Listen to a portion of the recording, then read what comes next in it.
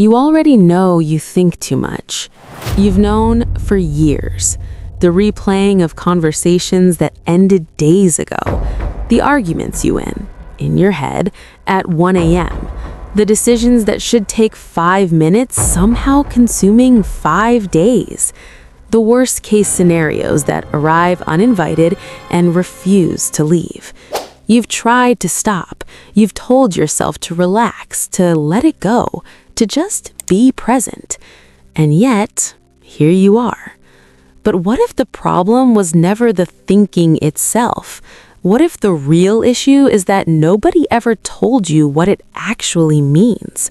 Because here's what psychology has quietly discovered about people who can't turn their minds off.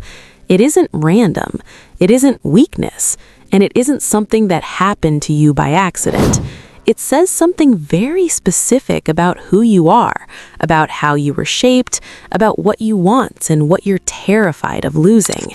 And once you understand it, really understand it, you will never see your own mind the same way again.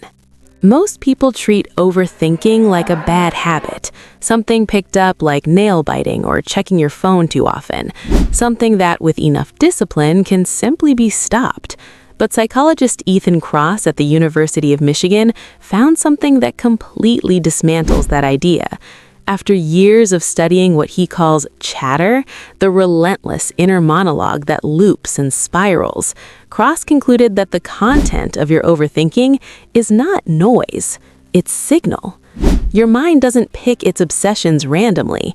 It returns again and again to the things that carry the most unresolved emotional weight in your life. The relationship you're not sure about, the version of yourself you haven't yet become, the failure that still sits somewhere behind your chest. Overthinking is your mind's attempt to process something it hasn't been given permission to fully feel. Which means every spiral you've dismissed as irrational, every loop you've tried to shut down, every 3 a.m. thought you've called crazy, was actually your mind doing exactly what a mind is supposed to do. It was trying to solve something real. The question is, what? Here's where it gets personal. Research consistently shows that people who overthink share a very specific psychological profile. Not a broken one, not a disordered one, a particular one. They tend to score high in conscientiousness, meaning they care deeply about doing things right, not for show, for themselves, because the internal standard is the one that matters. They tend to score high in empathy, meaning they don't just notice what's happening in a room, they feel it. They carry other people's emotional states in their own body without being asked. And they tend to have what psychologists call a high need for cognitive closure, a very low tolerance for ambiguity, for unanswered questions, for unresolved situations that could still go either way. Put those 3 things together and you get a person who cares too much to be careless, feels too much to stay detached, and needs things to make sense, which means their mind will not stop working until they do. That's not anxiety, that's architecture. You were built this way, and that building happened for a reason. Because people are not born overthinkers, they become them. Developmental psychologists have found a direct link between early experiences of unpredictability and the development of hypervigilant thinking styles in adulthood. When you grow up in an environment where things could shift without warning, where a parent's mood dictated the atmosphere, where love felt conditional, where the ground under you never felt entirely stable, your nervous system learns to scan constantly for what's coming next. And that scanning doesn't switch off when the environment changes. It becomes the default setting, the automatic position, the thing your mind does whether you asked it to or not. This is what psychiatrist Bessel van der Kolk described in his work on how early stress reshapes the brain's threat detection systems. The thinking doesn't cause the anxiety generates the thinking as a form of control, as a way of saying, if I can just think far enough ahead, nothing will catch me off guard again. So when you lie awake running scenarios, when you replay that conversation looking for the moment it turned, when you can't commit to a decision because you need to be sure, you're not being irrational. You're being the most logical version of a person who learned very early that being caught unprepared was dangerous. Your overthinking is not a character flaw. It's a coping strategy that outlived its original purpose. But here's what nobody tells you about coping strategies. They cost something. Clinical psychologist Susan Nolan Hoeksema spent 20 years studying rumination, the specific pattern of repetitive, looping thought that overthinkers know intimately. And what she found was sobering. Rumination doesn't solve problems, it amplifies them. Every loop through the same thought doesn't bring you closer to resolution.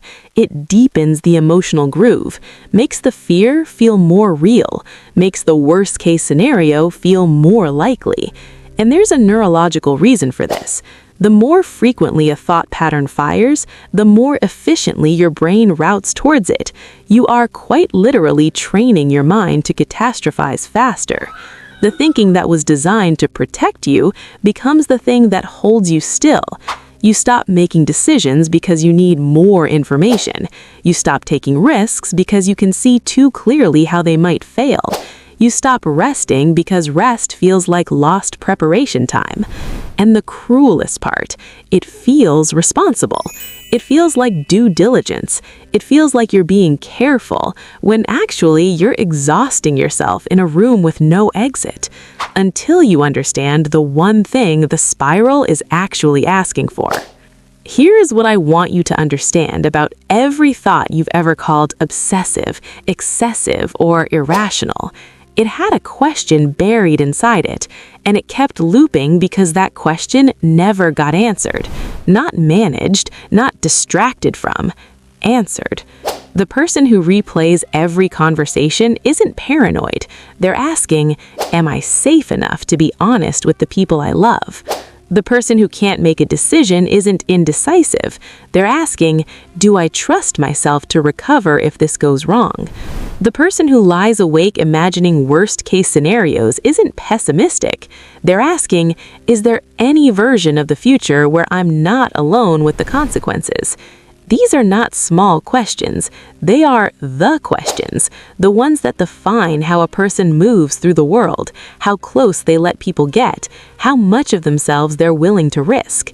And your overthinking has been circling them, faithfully, relentlessly, waiting for you to stop running from the answer long enough to hear it. The mind that thinks too much is not a broken mind. It is an honest one, and it has been more loyal to you than you have been to it. You think too much, and what that says about you is this: you feel the weight of things. You take your life seriously. You haven't gone numb. You still care enough to stay up at night asking whether you're getting this right. Most people stopped doing that a long time ago. You haven't. That is not your problem. That might be your greatest strength, if you finally stop fighting it and start listening to it instead. If this describes someone you know or someone you see every time you close your eyes, share this video with them and drop a comment below. What does your overthinking always come back to? I read every single one. If you want to understand your mind at a deeper level, I've put together a reading list on the bookshop page. Link is in the description. Real psychology, real research, and it will change how you see yourself. I'll see you in the next one.